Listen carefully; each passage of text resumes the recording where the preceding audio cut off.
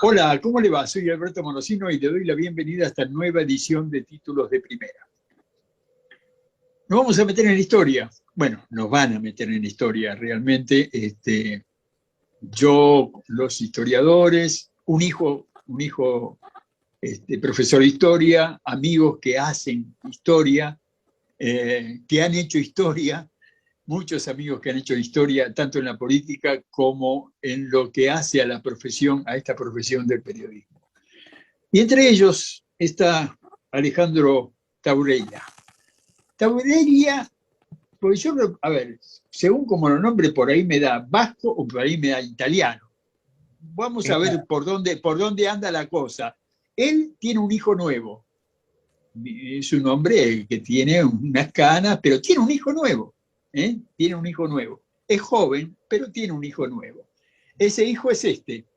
Y a ver si lo podemos enfocar bien. ¿Qué se trata? El héroe postergado, Güemes.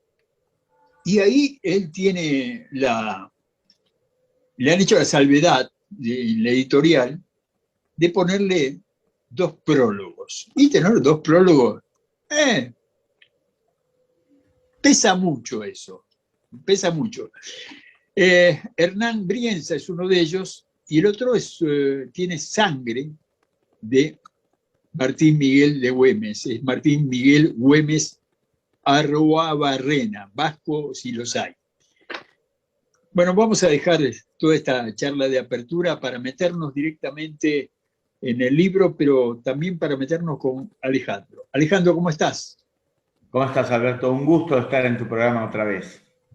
Bueno, el gusto es nuestro, el gusto de los televidentes más que nada, porque con meternos en esta parte de la historia argentina, y antes de profundizar un poco sobre esto, siempre fuiste un buscador, siempre, todas las editoriales que estuviste, llámese periódicos, revistas, en Página 12, bueno, en todas, siempre buscaste el vértice de la historia. ¿Por qué? Bueno, hay una cuestión vinculada con los intereses de uno como ciudadano, ¿no es cierto? Porque partían un poco, en cierto modo, de algunos aspectos del peronismo, como el caso de Guardia de Hierro de Perón a Bergoglio, las historias secretas del peronismo, y después la cosa popular también, ¿no? Yo tengo un libro de crónicas sobre el chaqueño palavecino, ¿no? Que lo seguí 8 meses para ver ese fenómeno popular. Y Habrás zapateado mucho.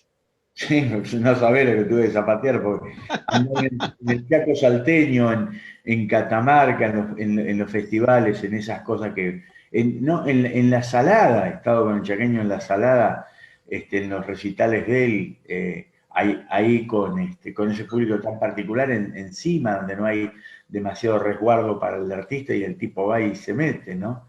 Eso siempre me gustó mucho y además he tenido la suerte de caminar mucho el país, de andar al interior del país desde muy joven.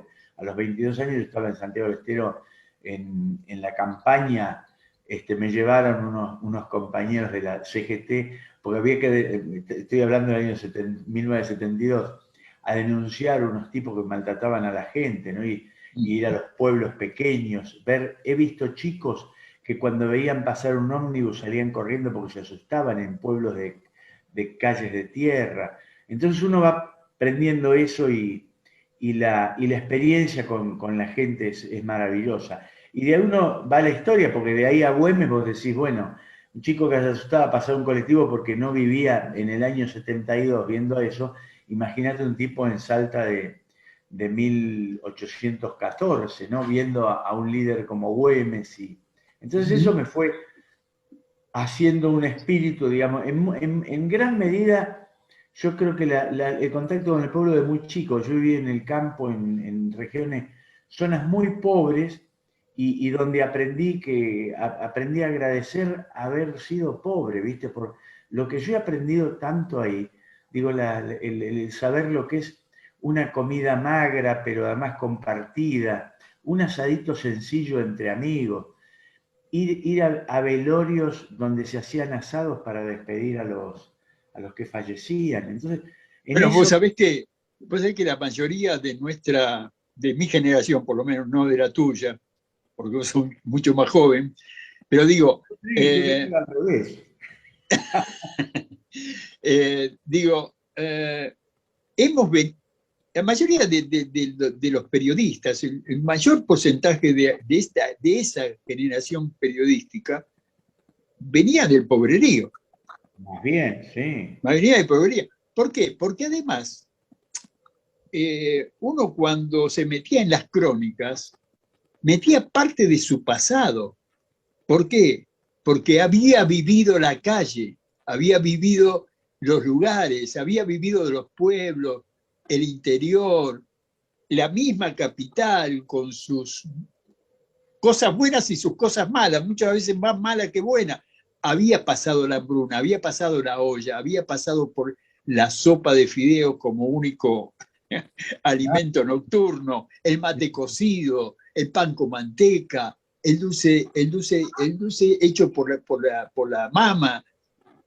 Es decir, todas esas cuestiones que hacen, por ejemplo, a gente, bueno, allí, por lo menos ahí lo que está pasando en tu casa, ¿no?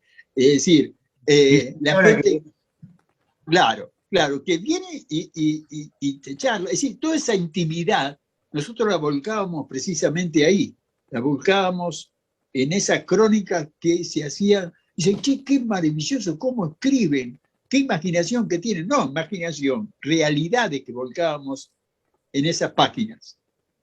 exacto, sí, sí, es así como vos decís.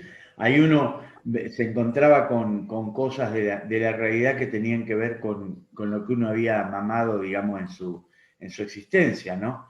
Y eso que vos decís de la calle, claro, el periodismo era mucho más directo. O sea, yo he conocido a escritores, bueno, Agustín Carabajal, el autor de La Telecita. Es decir, vos decís, hoy en día es más difícil llegar. Yo había ido una vez a una peña que tenía Horacio Guaraní en la Avenida de Mayo, y entonces metí la cabecita, 17 años, y Agustín Carabajal, yo no sabía, en la oscuridad, me dice, pase, chango. Digo, señor, no, yo no tengo plata, pase, chango. Pero no, señor, 2, 3 veces, pase que usted es mi invitado. Me hace sentar me hace servir una costilla, era una peña fina, una ensalada y un vaso de vino. Y después cuando termina le agradezco y dice, yo soy Agustín Carabajal. Él era el encargado de ordenar eso. Y le digo, yo usted lo conozco. Dice, ¿tú me conoces acá en Buenos Aires? Sí, le dije quién era. Todo yo conocía folclore, imagínate, ¿cómo lo vas a conocer en el campo escuchando Claro. radio? Yo escucho radio esa batería, había. Entonces, bueno, es ese tipo de cosas.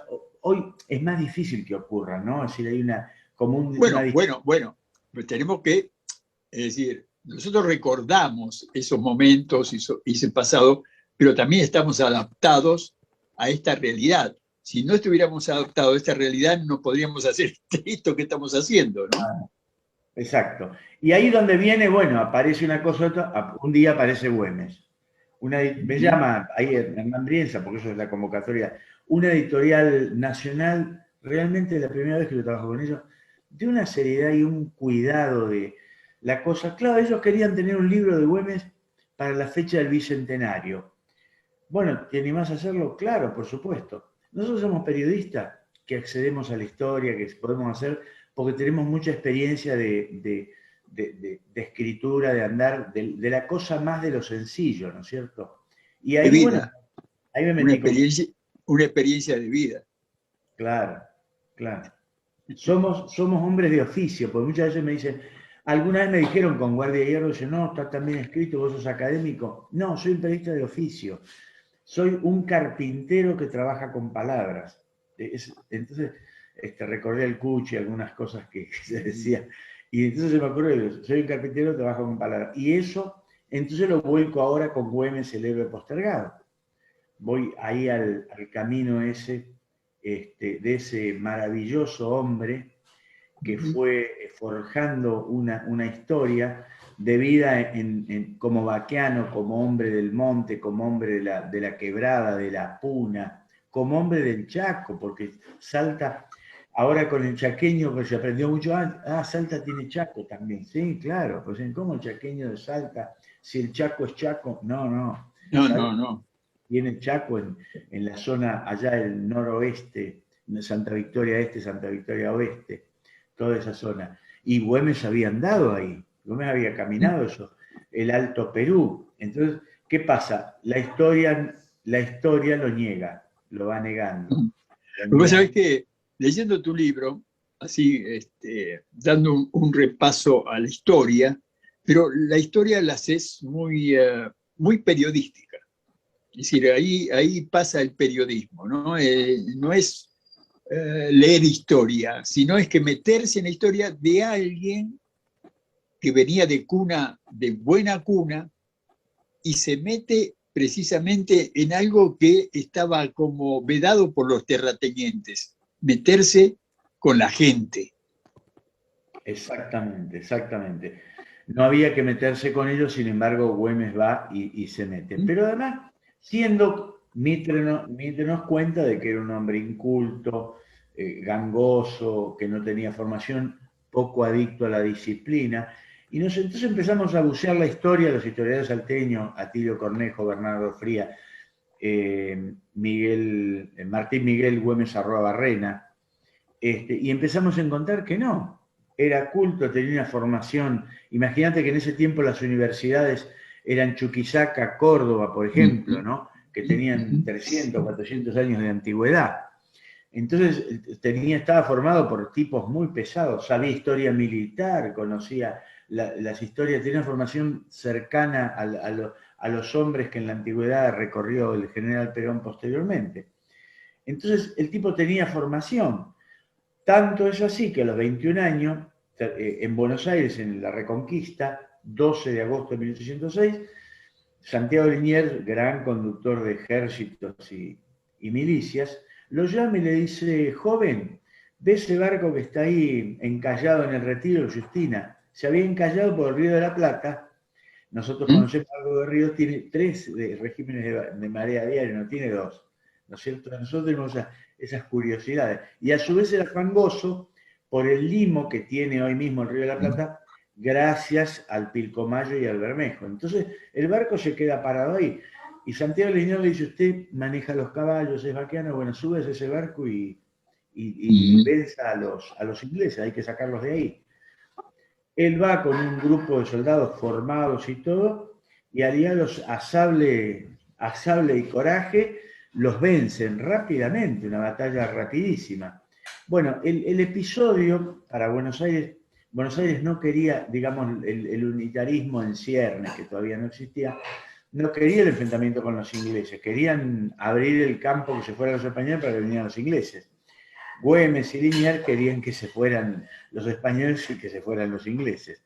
Entonces, el episodio va a los diarios de todo el mundo por el asunto aquel de que eran los ingleses los que estaban acá. Entonces Güemes se transforma en una figura, el rey de España lo condecora, estábamos en el virreinato, Liniers lo reconoce también, el joven de 21 años, entonces, bueno, va a Salta, en Buenos Aires va a Salta, sigue organizando sus milicianos. En 1810, el ejército del norte, con Castelli y González Balcarce, sube a Salta y va a lo que es ahora la frontera, era todo el mismo territorio, Sí, sí. Suipacha y Cotagaita. Cotagaita a fines de octubre de 1810.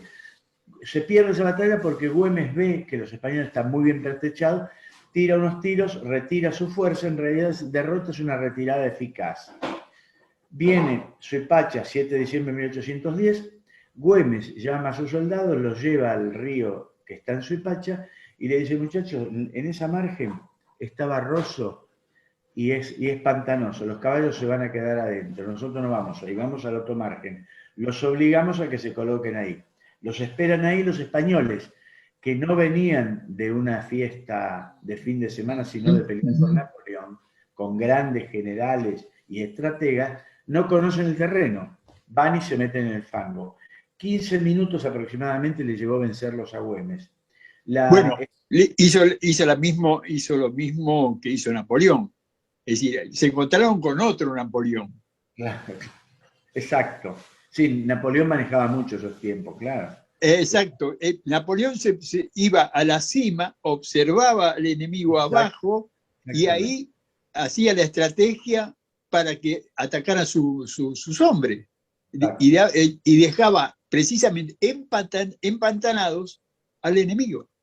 Claro, exactamente. Entonces, esos vaqueanos, el vaqueano principal era el propio Güemes, observó, ganó la batalla. Ahora, ¿qué pasó? Castelli había llegado de Buenos Aires, no estaba en la batalla, estaba a 100 kilómetros de ahí. Enterado del triunfo, vuelve, lo toma Güemes y lo echa del ejército y lo manda a Salta de vuelta.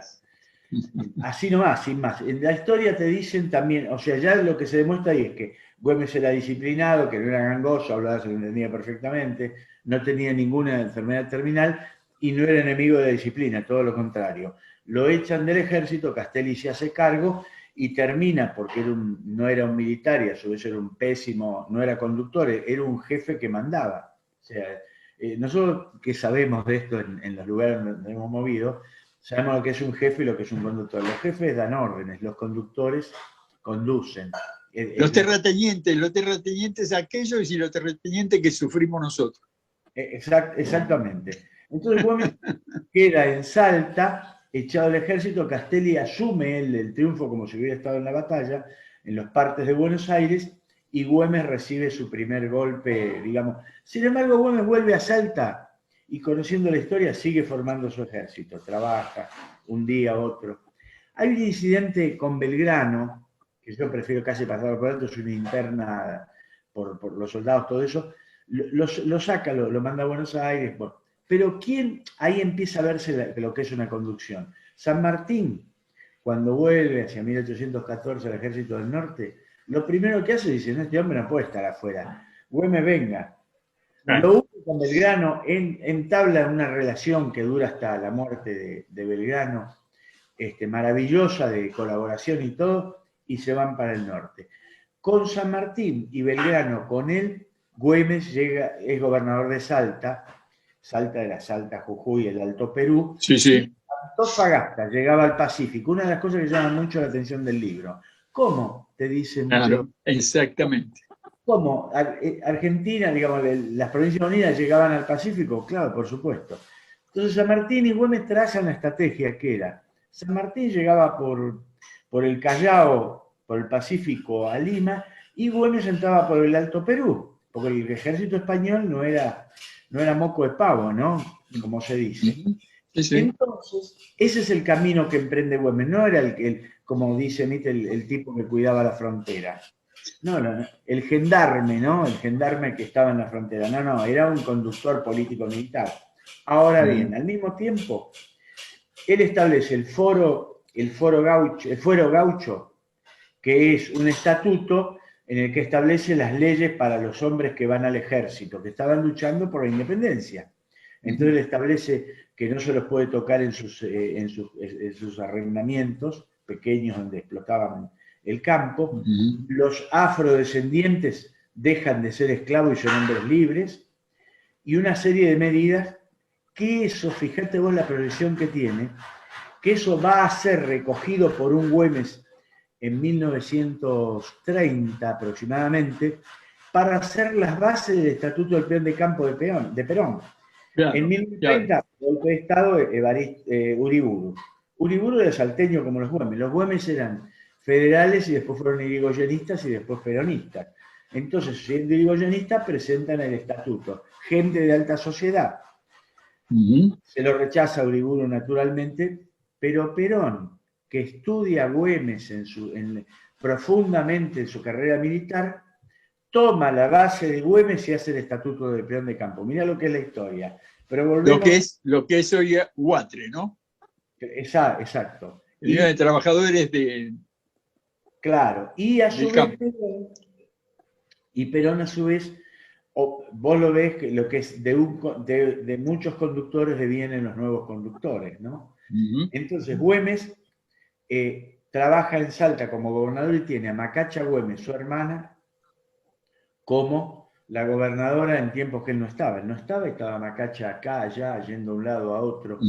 Cuando se produce el enfrentamiento con Rondó y él logra enseñarle que no debe luchar entre hermanos sino hacer un acuerdo, resulta que llegan al Pacto de los Cerrillos 1816. San Martín lo celebra porque él no quería enfrentamiento entre hermanos y dice que ese pacto vale más que 1000 batallas. Y así se va a ¿Sabes? Déjalo ahí, que se metan, si no le vas a leer todo el libro, claro. Que se metan en Güemes, el héroe postergado de Alejandro Taurelia, que es de la editorial, recuérdame la editorial, por favor. Editorial Marea, y a su vez que en el link de ellos se puede conseguir el libro. Bueno, ahí lo dejamos para que sigan indagando, leyendo el libro. En estos 3 minutos que me quedan, vos hablaste recién de que un líder da pie a otro líder, ¿no? ¿Hay líderes en la Argentina en estos momentos? Bueno, eso es una consideración, ¿viste? Llevaría a una... Yo entiendo que hay liderazgos muy fuertes acá, ¿no? Es indudable que Cristina Fernández de Kirchner tiene un liderazgo fuerte. Tiene un liderazgo en su sector. Yo te digo, necesitamos un líder, necesitamos a alguien a los niveles de aquel Juan Domingo Perón en el año 1945. Necesitamos a alguien que tenga la apertura necesaria para que la gente, el pueblo, se vuelque hacia un camino que le dé por lo menos un futuro. Bueno, yo creo que esa forja, lo que pasa es que esos líderes se hacen en el pueblo, ¿no? Un poco recordás el poema de Neruda, cuando dice que conversa con Bolívar y Bolívar le dice regreso cada 100 años, cuando regresa al pueblo, ¿no? Güemes son 200 años, ¿no? Es el segundo regreso. Quizá preanuncie, vamos a suponer, ¿no es cierto?, el surgimiento de nuevos líderes que van a dar esa categoría enorme, ¿no es cierto? Esos líderes nosotros se han formado, los ha dado el ejército en la Argentina, no son líderes, evidentemente porque son las luchas los que han... Y entonces nosotros tenemos San Martín, tenemos a Belgrano, tenemos a Güemes, tenemos a Dorrego, y realmente son muchos, ¿no? Tenemos a Rosas, Felipe Varela, es decir, esos líderes se forjan en las luchas y además el señalamiento es del pueblo. Digamos, Perón decía que la conducción es un arte y introdujo un concepto maravilloso a nivel universal, porque antes se pensaba que vos formabas un jefe y el tipo salía y pegaba 4 gritos. No, es persuadir, sugerir, convencer, trabajar con el otro, saber de quién se trata, ¿no? Esto, bueno, vos y yo lo conocemos bastante, no es tan fácil y no hay que... esa. Claro. Pero sí, nosotros sí tenemos una cosa, los argentinos somos un país que tiene pueblo. Vos viste que acabo de decir algo en Posadas y el compañero de Ushuaia lo entiende, el compañero de Choel lo entiende como lo entiende el de Paraná o el de Urbinarrán. Entonces en eso, la base para que haya un líder es que haya un pueblo, y nosotros tenemos un pueblo, Alberto, y lo sabemos vos y yo profundamente. Alejandro Taurelia, muchísimas gracias por tu tiempo. En cualquier momento voy a tu casa a tomarme esos vinos que andan por ahí dando vuelta. Y con el sol de noche que se ve el farol. Perfecto. Ahí estamos en el otro lado de la historia. Perfecto, que siempre hay que tenerlo a mano porque siempre hay un corte. No, seguro. Alberto, gracias. Te agradezco mucho a vos, a tu dedicación y a tu interés por todos estos temas. Así que Güemes, el héroe postergado, está entre nosotros y gracias por ayudarme a que la gente lo conozca. Un abrazo grande. Gracias también a ustedes por dejarnos entrar en su hogar para tratar temas como estos que evidentemente nos interesan a todos. Dios mediante, la semana próxima nos volvemos a encontrar en esto que hemos llamado Títulos de Primera.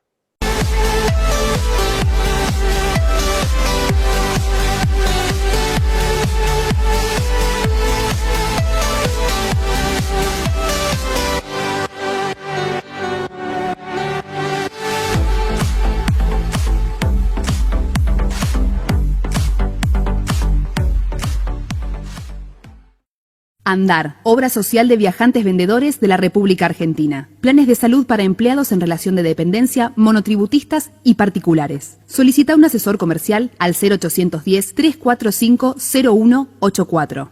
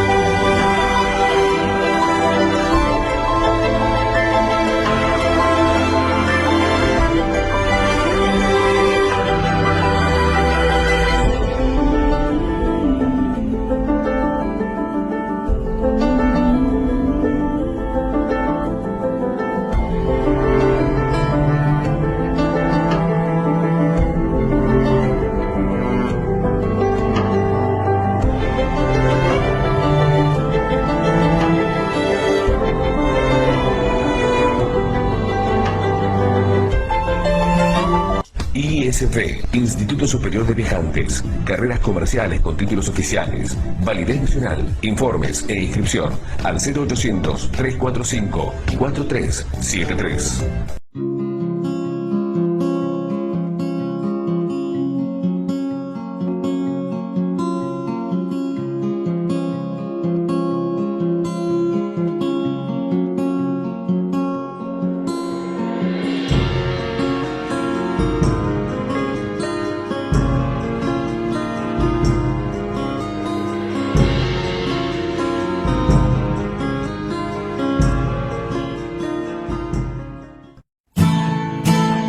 Hotel Udra Sasso, todo el año te espera en Punta Mogotes, Mar del Plata. Las mejores habitaciones, piscina climatizada y spa, la mejor gastronomía y los mejores salones para convenciones, estacionamiento propio. Hotel Udra Sasso, la mejor vista de Mar del Plata.